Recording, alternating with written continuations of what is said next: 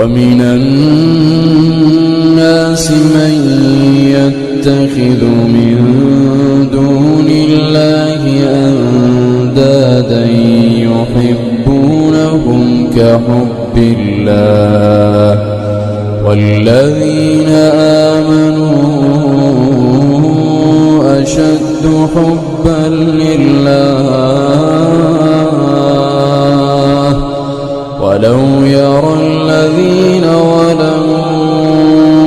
إذ يرون العذاب أن القوة لله